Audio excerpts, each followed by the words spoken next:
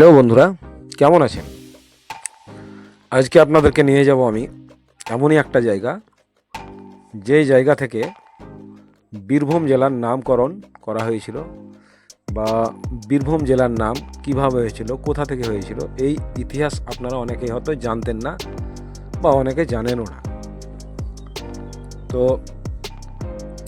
এই রাস্তা ধরে আপনাদেরকে নিয়ে যাব সেই জায়গাতে যেখান থেকে এই বীরভূম জেলার নামের জন্ম হয়েছিল বা উৎপত্তি হয়েছিল। আজ থেকে 800 বছর আগেকার ইতিহাস জানতে আমরা যাব আজকে সেই আমাদের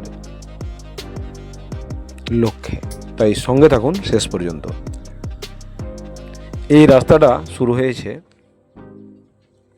সিউড়ি থেকে, অর্থাৎ সিউড়ি থেকে কড়িদ্ধা, আর কড়িদ্ধা হয়ে সোজা আমরা জানি দাতা বাবার মাজার আছে, বীরভূমের একজন ঐতিহ্যপূর্ণ অলি মাজার সেখানে আছে। আর সেখানে অনেকেই দেখতে যান বা অনেকে গিয়েছেন, অনেকে জানেনও, এই রাস্তা অনেকেরই পরিচিতি। কিন্তু এই রাস্তাতেই শেষ পর্যন্ত গিয়ে যেখানে বীরভূম এবং ঝাড়খণ্ডের লাগোয়া এলাকা, সেইখান থেকে শুরু হয়েছিল বিগত 800 বছর আগে এই বীরভূম জেলার নামকরণ। কার নামে, কে করেছিল, সব জানাবো আপনাদেরকে। এই রাস্তায় যেতে যেতে গল্প করতে করতে যাব। তো শুনতে থাকুন গল্পটা আর দেখতে থাকুন এই রাস্তার দুই দিকে কি আছে আশেপাশে। যদি ভিডিওটা ভালো লাগে তাহলে অবশ্যই আমাদের চ্যানেলটা সাবস্ক্রাইব করে আমাদের পাশে থাকবেন, আর অল নোটিফিকেশান অন করে একটা লাইক দেবেন, যাতে পরবর্তী ভিডিও, অর্থাৎ যেখান থেকে বীরভূম জেলার জন্ম হয়েছিল বা বীরভূম নামকরণ করা হয়েছিল, সেই রাজার রাজপ্রাসাদও দেখাবো। তবে ভিডিওটা অনেক বড় হয়ে যাবে, তাই আমি 3টে পার্টে এই ভিডিওটা তৈরি করেছি। তাই নিয়ে এলাম প্রথম পার্ট। এই প্রথম পার্টে আপনারা দেখবেন সেই রাস্তা পর্যন্ত যেখানে এই বীরভূম জেলার জন্ম হয়েছিল। যেতে যেতে দেখলাম, আর তারপরে গিয়ে শুনলাম যে বীরভূম জেলা কিভাবে, কোথায়, কে নামকরণ করেছিল। আমরা জানি বা আপনিও জানেন যে আজ থেকে 800 বছর আগে এই ভারতবর্ষে মুঘল সাম্রাজ্যের শাসন চলছিল, এবং তখন আরও প্রত্যেকটা রাজ্যে, ভারতবর্ষের প্রত্যেকটা রাজ্যে ছোট ছোট হিন্দু রাজারাও থাকতেন, স্বাধীন রাজারা থাকতেন। তা সেই সময় কি হতো যে মুঘল সাম্রাজ্যের যারা রাজা ছিলেন, অর্থাৎ জহিরুদ্দিন মোহাম্মদ বাবর থেকে ঔরঙ্গজেব পর্যন্ত 6জন স্বাধীন রাজা ছিলেন, এবং তারপরেও অনেক রাজাই ছিলেন বা অনেক বাদশাও ছিলেন। তবুও এই ভারতবর্ষে প্রচুর হিন্দু রাজা আঞ্চলিকভাবে বা রাজ্যভিত্তিকভাবে তারাও স্বাধীনভাবে এই ভারতবর্ষ শাসন করে গেছেন। কিন্তু তখন না ছিল কোনো রকম অশান্তি, না ছিল কোনো রকম ঝামেলা, না ছিল কোনো রকম ঝঞ্ঝাট। তাই সবাই স্বাধীনভাবে এই ভারতবর্ষে বাস করে গেছেন এবং নিজের নির্মাণ শৈলী তৈরি করে গেছেন এবং স্মৃতি রেখে গেছেন। তাদের জীবনের কী কী ঘটেছিল সেই সমস্ত ঘটনার সাক্ষী আজও অনেক স্মৃতি দেখা যায়, বা অনেক জায়গায় সেই স্মৃতিগুলো বিলুপ্ত হয়ে গেছে। তাই আমরা আজকে যাব সেই জায়গায়। তাই আমি আমার বন্ধু দুকড়িকে নিয়ে সঙ্গে রওনা হলাম বাস ধরে। তাই বাস ধরেই এই দৃশ্যগুলো দেখতে দেখতে দেখতে দেখতে চলে গেলাম সেই জায়গায়।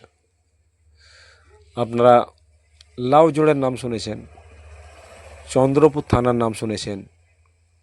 আমরা এই রাস্তায় দেখতে পাবো চন্দ্রপুর থানা, এবং চন্দ্রপুর পার হয়ে সেই সুদূর লক্ষ্য যেই জায়গাটার নাম বর্তমান রাজনগর। এই রাজনগর আগে রাজনগর ছিল না। রাজনগর অর্থাৎ রাজাদের নগর। রাজারা এইখানে বাস করতেন। রাজাদের প্রচুর স্মৃতি রয়েছে। আজ থেকে 800 বছর আগেকার অনেক ঐতিহাসিক নিদর্শন যা এখনো মুছে যায়নি, এখনো রয়েছে। তাই সেগুলো আমরা দেখব। তাই কি ঘটনা ঘটেছিল তখন, এই যে রাজনগর, এই জায়গাটা রাজনগরের নাম ছিল না, আগে ছিল লক্ষণপুর। অর্থাৎ রাজা লক্ষণ সিং এই রাজ্যের রাজা ছিলেন বা এই এলাকার রাজা ছিলেন,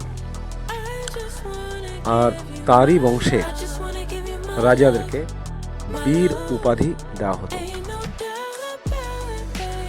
তো তারই একজন বংশধরের নাম ছিল রাজা বীর সিংহ, আর সেই রাজা বীর সিংহর নামেই হয়েছিল বীরভূম, অর্থাৎ বীরের ভূমি, অর্থাৎ বীর রাজাদের ভূমি। তার জন্যই এই এলাকার নাম হয়েছিল বীরভূম। যেহেতু আমরা দাতা বাবার মাজারের অনেক বই যদি পড়ি, তাহলে সেই রাজাদের তখনকার ঘটনার বা দাতা বাবার অনেক আমরা অলৌকিক কাহিনী আমরা শুনতে পাবো, বা সেই রাজাদের আমলে কি ঘটেছিল, তখন কি হতো, কোন রাজার আমলে দাতা বাবা কি তার করিশ্মা দেখিয়েছিলেন বা কি করেছিলেন না করেছিলেন, সেই তখনকার যুগেরই ঘটনা। আর সেই যুগে এই দাতা বাবা এসেও ছিলেন সশরীরে সুদূর 24 পরগনা থেকে, আর সেই ধুধু মরুভূমির মধ্যে তিনি এখানে বসে গেছিলেন স্থায়ীভাবে, আর রাজারাও তাকে সেই জায়গা দান করেছিলেন। তো 800 বছর আগের যে বাড়ি বা রাজাদের রাজপ্রাসাদ, রাজাদের স্নানাগার, এবং যেখানে রানীরা স্নান করত, সমস্ত কিছু নিদর্শন এখনো আছে, সেগুলো মুছে যায়নি। কিন্তু অনেক ভিডিওতে আপনারা এগুলো দেখেছেন কিন্তু জানতে পারেননি, বা আমরা অনেকেই জানতাম না, বা আমাদের বর্তমান এই যুগের ছেলেরা জানেও না। তাই সবাই যাতে জানতে পারে, তাই আমি এই ভিডিওটা নিয়ে এলাম। তো গল্পে গল্পে আমরা শেষ প্রান্তে চলে এলাম, এই ঢুকে গেলাম সেই রাজনগর, রাজাদের নগর অর্থাৎ রাজনগর। তো বন্ধুরা, আপনারা আমাদের চ্যানেলটাকে সাবস্ক্রাইব করুন এবং সেই ঐতিহাসিক নিদর্শন দেখতে থাকুন, এবং আরও পরবর্তীকালে আরও অনেক ভিডিও আমরা আনতে চলেছি, যেখানে হয়তো অনেকেই জানতেন না কোন জেলার নাম কিভাবে হয়েছে বা কোথায় কি ঘটনা ঘটেছিল। সেই এই আমাদের অঞ্চল বা আমাদের রাজ্যেই আছে অনেক জায়গা যেখানকার অনেক ইতিহাস রয়েছে, সেগুলো আমরা এই চ্যানেলের মাধ্যমে নিয়ে আসতে চলেছি ব্লগ ভিডিওর মাধ্যমে। তাই আমাদেরকে উৎসাহিত করার জন্য আমাদের চ্যানেলটা সাবস্ক্রাইব করে সঙ্গে থাকবেন। তো বন্ধুরা, এই পর্যন্ত দেখলেন সিউড়ি থেকে রাজনগর আসার পর্যন্ত রাস্তা, যেটা আপনার চিনতে অসুবিধা হবে না। আমরা রাজনগর পৌঁছে গেলাম, নেমে গেলাম। এবার আমরা দ্বিতীয় পার্ট দেখার জন্য ওয়েট করব, এবং দ্বিতীয় পার্টের লিঙ্ক আমরা দিয়ে দিচ্ছি এই ভিডিওর মাধ্যমে, সেখানে